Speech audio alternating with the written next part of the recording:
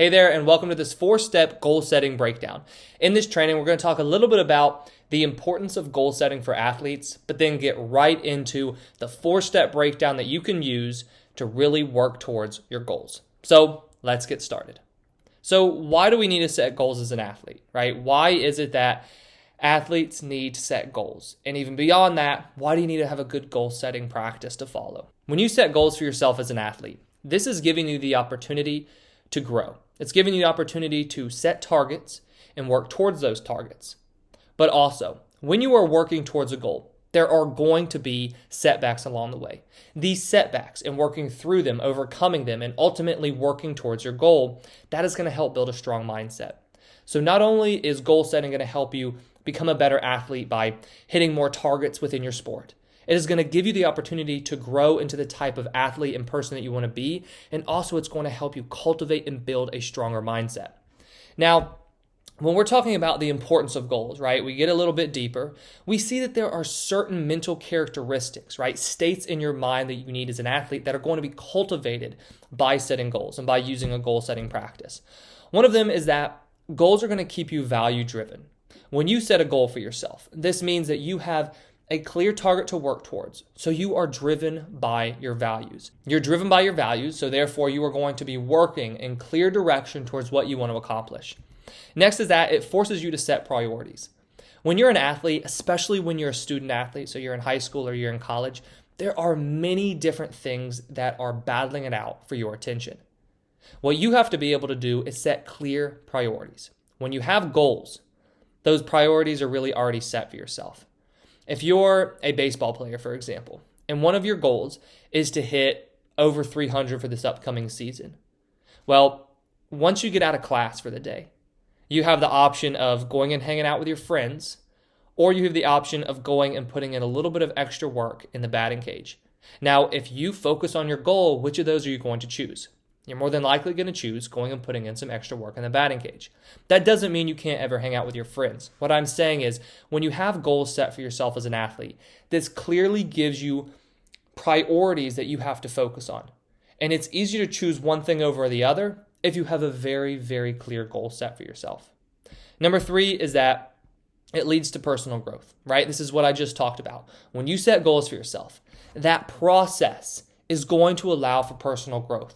In order for you to achieve the goal that you want to achieve, if it's a goal that's set that you haven't achieved yet, right? So it's in the future, you have to become that person. You have to become that athlete in order to achieve that goal. So even if, yes, going off the example I just gave, you hit over 300, that doesn't matter as much as the work ethic that you built, the strong mindset that you built, the focus that you built, the self-confidence that you built along the way towards reaching that ultimate goal. So now let's really get into this 4-step goal setting breakdown, because that's what this all is about. So this 4-step goal setting breakdown is going to start with a large goal. Then it's going to be about reverse engineering that goal. Third, you're going to set monthly and weekly goals for yourself. And then lastly, you're going to set some daily goals. Let's dive into these a little bit deeper one by one. For this step, I want you to really think about what's the large thing that you're after, right? The example I just gave with the baseball player hitting over 300, that is his large goal. If you're a basketball player, maybe it's averaging 15 points a game. If you're a running back, maybe it is having a certain amount of yards per game or yards for the entire season. If you are a tennis player, maybe it's about winning a certain number of tournaments or winning a certain number of matches. If you're a swimmer, maybe it's time-based. Same thing if you're a runner, right? This is going to be very dependent upon the sport that you play in terms of what is the goal going to be that you have. Another long-term goal or large goal also can be going and playing in college or going and playing professionally, right? This large goal, I want you to think of it as the ultimate outcome that you want. When we're putting it in terms of time, right? So what's the time frame for this?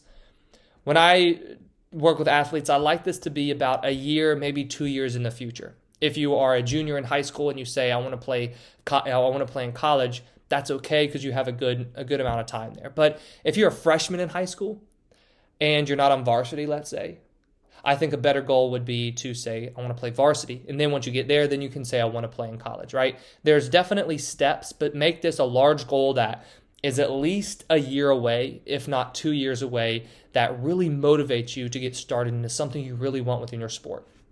Now, for step number 2, what we're going to do is after you've identified your large goal, we're going to reverse engineer this goal.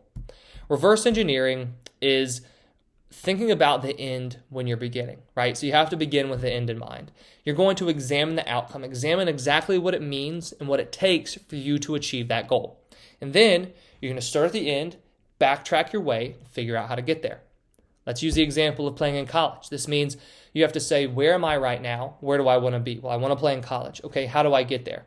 And you reverse engineer the steps all the way down to reaching out to coaches, applying to the schools, going to showcase camps, going to individual tryouts, right? All of those things that play into you playing in college, those need to be a part of your reverse engineering practice. But just simply for this step, really break down your goal, get very specific, and think about what it is that it actually takes for me to get to that end result. Then, with step number 3, this is where you're going to set monthly and weekly goals. Now, the cool thing about this step is that when you set your weekly goals, they're going to aid in the accomplishment of your monthly goals. But then your monthly goals, those are going to work to accomplish your large goal. So this is really where you take that reverse engineering practice and you start to think, okay, what do I need to accomplish for this first month? And then once you've set that, then you say, what do I need to accomplish for this second month? Then once you get all your months planned out, you break it all the way back down to this 1 month that you're on right now. I would only suggest setting weekly goals for the month that you're in, because things are going to change for the next month and the next month, and you're going to adjust. So with this process, just set that weekly target that is going to help you then reach your monthly goal. Now, the last step is step number 4. You're going to set daily goals.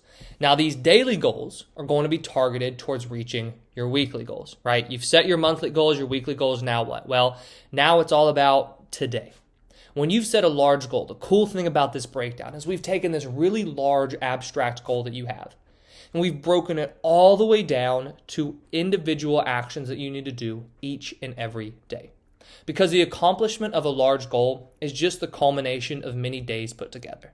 And this is your opportunity to say, okay, am I going to be putting forth as much effort as I can today working towards my weekly goal, knowing that that's working towards my monthly goal, and then trusting that those are going to end with me achieving my large goal. I hope you enjoyed this video and you really take this goal setting breakdown and you put it in practice towards any goal that you've set right now. And if you haven't been setting goals, I encourage you to take this practice and just set a large goal for yourself, reverse engineer it, set some monthly, set some weekly goals, and then get to work on setting your daily goals. I hope you enjoyed this training. And if you did, please hit that like button and subscribe if you haven't already. I put out 2 new trainings each week on sports psychology and the mental game to help you build a championship mindset.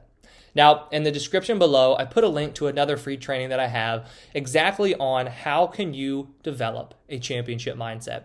It takes you through the same exercise that I use with the athletes I work with in one-on-one mental game coaching to clearly identify what is your personal and specifically tailored to you mindset statement. So go ahead and click that link and take that training for yourself. Thank you for watching, and I wish you the best of success in all that you do.